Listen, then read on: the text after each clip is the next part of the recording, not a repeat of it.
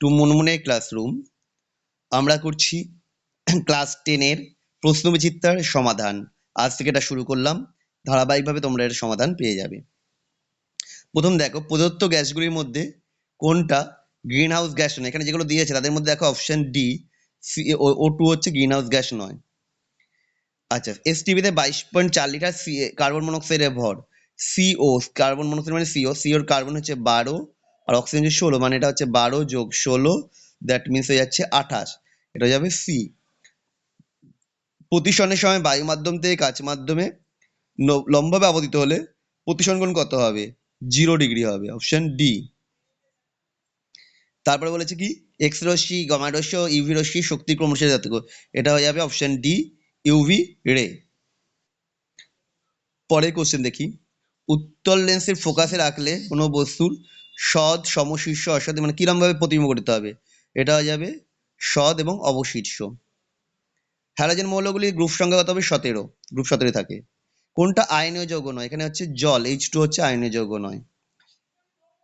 তারপরে দেখো পরের কোশ্চেন, এমন একটা গেছে নাম ফর্মুলা লিখতে বলেছে যা গ্রিন হাউস গ্যাস এবং ওজোন স্তর ধ্বংসের দায়ী। এটা হচ্ছে নাইট্রাস অক্সাইড বা N2 হচ্ছে গ্রিন হাউস গ্যাস যেটা ওজোন স্তর ধ্বংসের জন্য কারণ। পরের কোশ্চেন দেখো, কোনটা বায়োডিগ্রেডেবল পলিমার? পিভিসি, সেলুলোজ, পলিথিনের মধ্যে সেলুলোজ হচ্ছে কাঠে বাজে প্রাকৃতিক, তাই জন্য এটা হচ্ছে বায়োডিগ্রেডেবল পলিমার। পরেরটা, PV equal W by M R T, রাশিতে এম এর একক হবে গ্রাম মোল ইনভার্স। পরেরটা, দুটি বস্তুর মধ্যে উষ্ণতার পার্থক্য 5 ডিগ্রি সেন্টিগ্রেড হলে কেলভিন স্কেলে পার্থক্য কত হবে? না 5 কেলভিনই হবে, পার্থক্যটা সেম থাকে। অবতল দর্পণের ব্যবহারিক প্রয়োগ, দন্ত চিকিৎসার কাজে অবতল দর্পণটা ব্যবহার করা হয়, চিকিৎসকরা ব্যবহার করছে। উত্তল দর্পণের ব্যবহারের প্রয়োগ, মোটর গাড়ি ভিউ ফাইন্ডার রূপে উত্তল দর্পণ ব্যবহার করা হয়। মানুষের চেয়ে দীর্ঘদৃষ্টির প্রতিকারে কি ধরনের লেন্স ব্যবহার করা হয়? না এটা ক্ষেত্রে উপযুক্ত ফোকাস দৈর্ঘ্য বিশিষ্ট উত্তল লেন্স ব্যবহার করা হয়।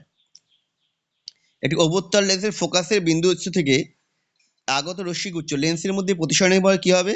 না ওটা সমান্তর রশ্মিগুচ্ছে পরিণত হবে। আলোক রশ্মির ক্ষেত্রে কম্পাঙ্ক বৃদ্ধি পেয়ে শক্তি হ্রাস পায়। আয়নীয় যৌগের ফর্মুলা, যার ক্যাটায়ন আয়নের মধ্যে কোনো ক্ষেত্রে 8টি ইলেকট্রন নেই, এটা হচ্ছে লিথিয়াম হাইড্রাইড। ক্ষার ধাতুগুলোর গ্রুপের উপর থেকে নিচে নামলে কি হবে? আয়নিক এনার্জি হ্রাস পায়।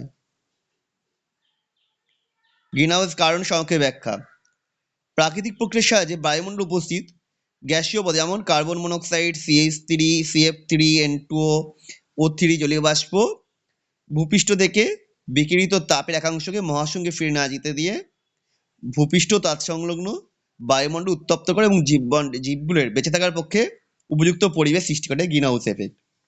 তাহলে এই গ্যাসগুলো যারা এমিট করে অর্থাৎ ছাড়ে নিঃসরণ করে, যেমন কার্বন ডাইঅক্সাইড, CFC, এগুলো বৃদ্ধির ফলেই এটা হচ্ছে গ্রিনহাউস এফেক্ট দেখা যায়।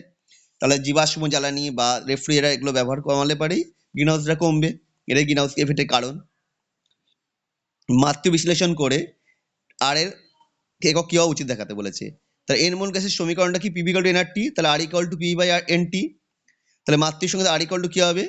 না পি চাপের মাত্রা ইন্টু আয়তনের মাত্রা বাই এন মোলের মাত্রা ইন্টু উষ্ণতার মাত্রা। তাহলে এখান থেকে যেটা পেলাম যে আর এর একক ইন্টু কার্যের একক ইন্টু মোল সংখ্যার একক, কার্যের একক বাই মোল সংখ্যা একক ইন্টু তাপমাত্রা একক। এসআই তে কার্যের একক জুল আর মোল সংখ্যা মোল আর তাপমাত্রা একক হচ্ছে কেলভিন, তাহলে এটা হবে joule mole inverse kelvin inverse. তারপরে চার্লস ও বয়েলের সূত্র থেকে পিভি ইকুয়াল টু এনআরটিটা প্রমাণ করতে বলেছে, চার্লস, বয়েল আর অ্যাভোগাড্রো থেকে। ধরে নিই পি চাপে, টি কেলভিন উষ্ণতায় এন মোল গ্যাসের আয়তন ভি হলে বয়েলের সূত্র অনুসারে ভি ভ্যারিস উইথ 1/p, যেখানে এন ও টি স্থির। চার্লসের সূত্র অনুসারে ভি ভ্যারিস উইথ টি, যেখানে এন আর পি স্থির।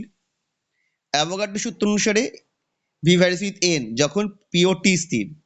তাহলে V varies with N T by P, বা এটা ইকুয়াল টু আনতে গেলে আর আনতে হয়, ধ্রুবক আনতে হয়, সেটা আর আনলো, আর হচ্ছে সার্বজনীন গ্যাস ধ্রুবক। তাহলে পিভি ইকুয়াল টু এনআরটি।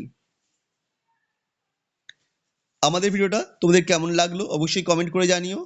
আবার দেখা হবে নেক্সট ভিডিওতে।